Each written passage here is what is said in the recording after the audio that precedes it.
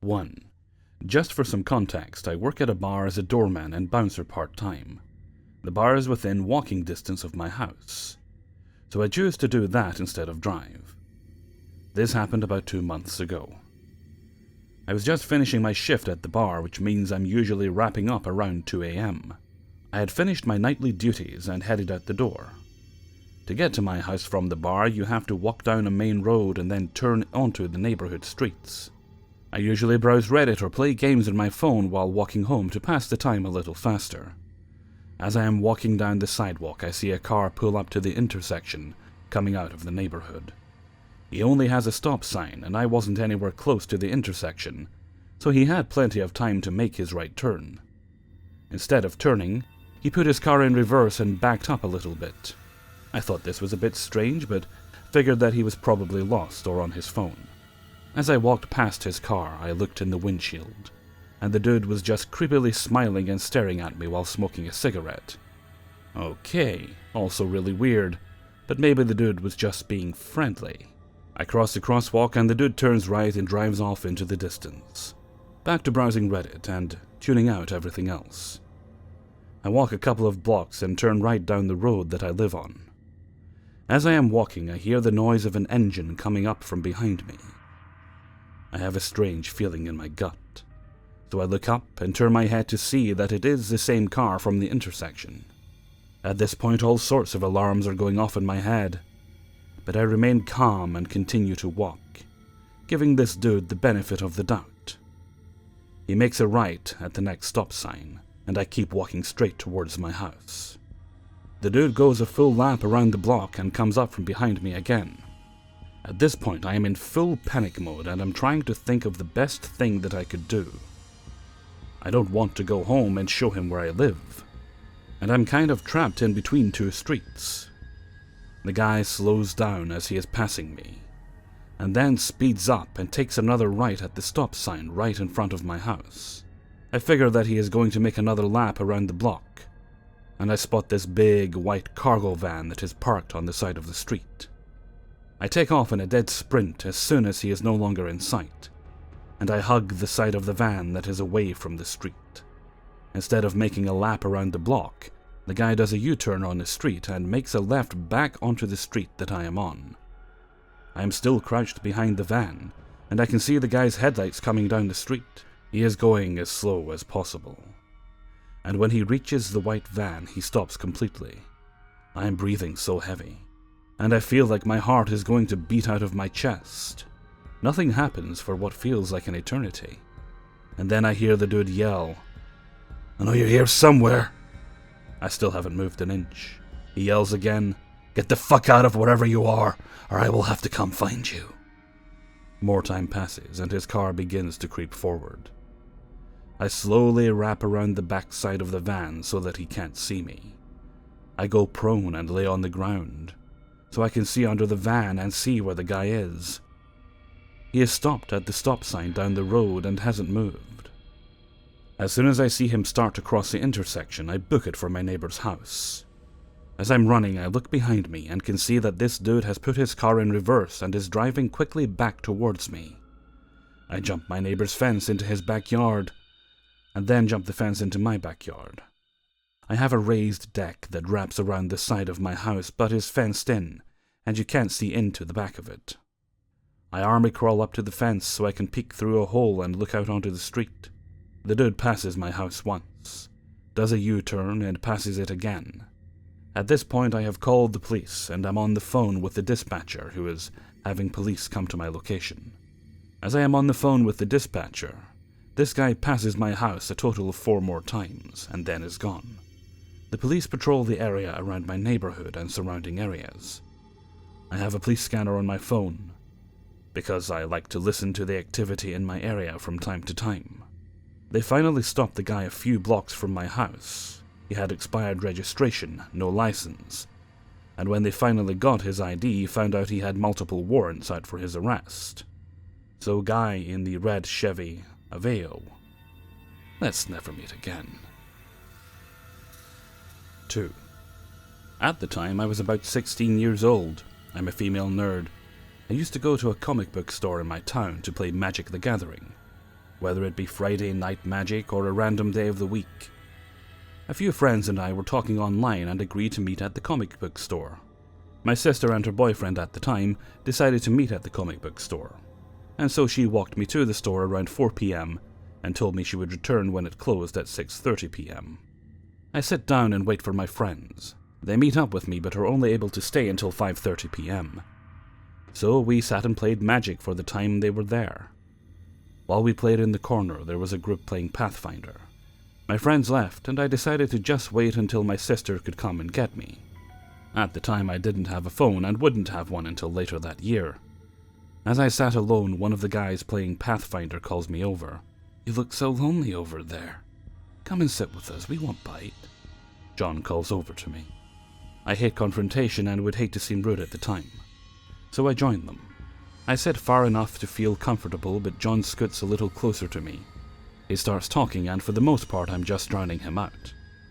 All of a sudden I hear him say something along the lines of, "You know, you're really pretty. Yeah, I'm a furry, so it's hard to find a date once in a while." I seize up and start to have a bit of an anxiety attack. I look at the time and realize that it's about time to go. They stay open until the game is over. It's a little bit after 6:30 p.m, and my sister and her boyfriend are still not there. I felt myself begin to panic, thinking of why they aren't there yet, and the possibility of being stalked or worse, killed by this guy. I stand outside the comic book store while they lock the doors and everyone is going their separate ways. John gets on his moped and scoots near me. "Hey, you want to ride home? I don't think a lovely girl like you should be walking home alone." I explain that I was waiting for my sister and her boyfriend to pick me up, and we were going to hang out at her boyfriend's place. He smiles and relaxes. "Then I'll wait here with you." I feel so sick as I just want him to leave me alone. Waiting for my sister, she finally shows up about 15 minutes late. I look at John and let him know that they are here and he can go home. I run over to my sister and her boyfriend. I look at them with scared eyes that just say SOS, get out of here. We start walking and John continues slowly behind us. So we go to her boyfriend's apartment and hide out. John waited outside for approximately 2 hours. It was terrifying. We ran into him a few more times when we would go to the comic book store, and every time my stomach would churn. I told my nerd boys about him and that whenever we decided to leave, that I would need them to walk me home. John continued to do very uncomfortable things, such as stabbing himself in the arm to show off his pain tolerance, and asking me about friends who were underage and if they were single, or showing us all pictures of his privates when nobody asked. Things that would make us or anyone else all wish he was just a nightmare.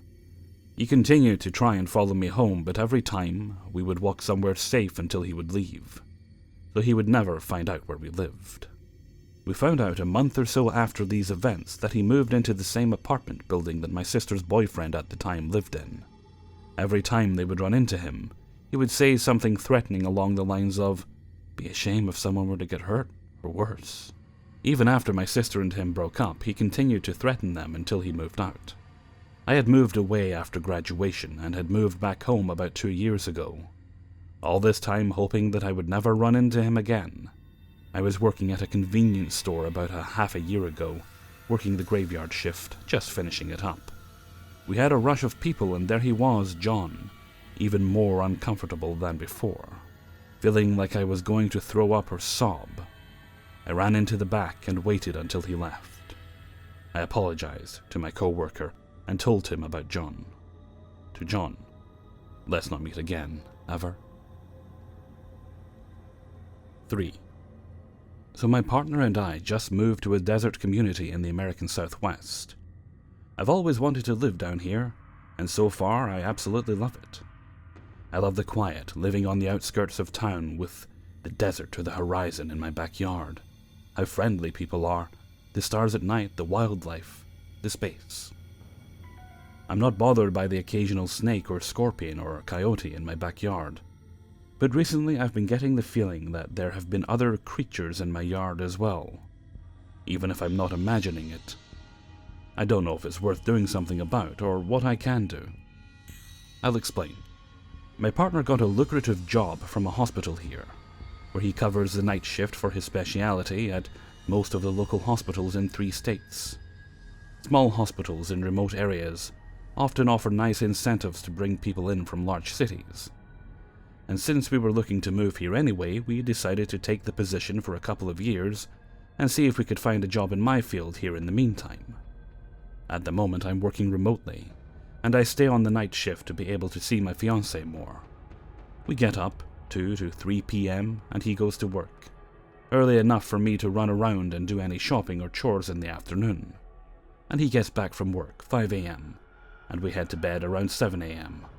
It's an intense schedule, but he has every other week off. This is important later. So after 5 p.m., I'm home alone all day at the duplex that we rent from an elderly couple down the block. We used to have a medical resident living on the other side, but she would never talk to us and she just moved out. Apparently she tore the place apart, so there are contractors working in the other site during the day most days. So I sit at the kitchen table and work during the night, occasionally going out to walk our old dog, get the mail, or to water the plants in the courtyard. The entire house is visible from the courtyard, because there are windows and glass doors leading to basically every room from there. Okay, from here I'll just detail the incidents as they've occurred, with minimal editorializing. 1. 4 weeks ago, I went back to sleep after my partner left for work. About an hour later, at one point I woke up and realized that my dog had been barking for an unusually long time, and doing his danger bark. The lawn guys and delivery folks come into our courtyard and we just moved in. So I figure it's something like that. Still, he knows the delivery guys and neighbors by now, and they usually leave quickly. It must have been barking for 2+ minutes by now. I sit up in bed and look out into the courtyard. There is a man I don't recognize, and he's acting weird. It looks like Willem Dafoe. He's near the front door, trying to look into the windows around the side, looking into the windows progressively further from the door. Without thinking, I call out, "I'll be right there," thinking he needs a signature or something. The guy steps back quickly, turns around and speed walks out of the courtyard. As he does so, he gives me this extremely malevolent stare. I have never quite seen anything like it before. It startled me, because he looked right at me, dead in the eye through the window, and just looked disgusted and hateful. But during the day, you can't see through the blinds from the outside, I've checked. How did he know where I was? I admit this event freaked me out, and may have laid the groundwork for my impressions of the potentially perfectly normal events outlined below. I flash back to this moment regularly for some reason. 2. 3 weeks ago, strange stuff starts to happen. My partner offers to work some extra shifts on what would normally be his week off, so I'm often home alone. A few times I hear what I think must be one of my elderly neighbors around the side of the house, and when I go over, there's nobody there. I start to hear someone walking around outside of the house at night. The area is surrounded by gravel, so unless someone steps slowly, you can hear things moving around. When I'm laying in bed working on things, a few times I become acutely aware of noise just outside the bedroom window, late at night. I start checking the area with the flashlight when I go outside. I hear bipedal footsteps on the roof multiple times during periods when the neighbors confirm that no contractors are supposed to be up there, often at night. The feeling of being watched a lot at night begins, and I start leaving the outdoor lights on all night while I'm there, especially in the courtyard. I don't take showers alone because I sometimes hear footsteps on the roof when I'm in there, and there's a skylight over the shower. I research, buy, and install a security system and a couple of cameras in the courtyard. 3. 2 weeks ago, this is when things get more serious. I pull into my parking space and see one of the elderly neighbors peering into my bedroom window in the afternoon. I greet him and he says he's going around the side of the house to activate the sprinkler system that happens to have the hub on our property. Unclear if this is related, I put up opaque clings in the windows of the bedroom to block some of the light when we're sleeping during the day. As soon as I do, I stop feeling watched from the bedroom window, but begin feeling uncomfortable that my view of the courtyard is obscured. I feel better for 2 days. The next night I start feeling watched from the living room windows while I'm working, and eventually from the kitchen window especially. That night I have a small panic attack and spend a lot of time in bed under covers with my dog in the room with me. I don't know the source of my discomfort and keep telling myself I'm being paranoid and chalk it up to some creepy stuff I read the week before. I have to cancel an event because I'm up all day, unable to sleep due to extreme anxiety. I talk at length with my partner about getting more cameras, but we don't have the money. And I'm still in denial about the reasons for my discomfort, so I drop it. Stuff in the courtyard is sometimes moved around, and I watch the camera to figure out the neighbor woman did it. Beer cans and some other stuff is found around the property that isn't ours, but I think it's the wind. Things related to our cars and garbage cans start being messed with. But you can see around for miles and there aren't really many people here. I hear tapping on my window and ignore it. 4. Last week we were traveling for part of the week. When we got back we were in good spirits. My partner went right back to work and my nights became predictable. Feeling good and doing things until a few hours after it gets dark. Suddenly feel shitty. Not wanting to do things that put me near windows. Decide to curl up in bed with my dog in my room and refuse to move until my partner gets home. This has happened every night this past week. Finally, I noticed my dog kept staring at the kitchen window, with both ears facing toward it, ignoring commands or questions for long periods of time. My curious cat repeatedly kept trying to see something outside of it as well during the night.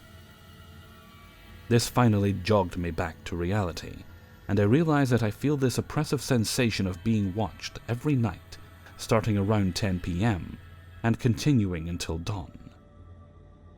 It's mostly from the kitchen window, but honestly the whole house freaks me out now. There isn't really anywhere to run that doesn't have windows except the garage or bathroom.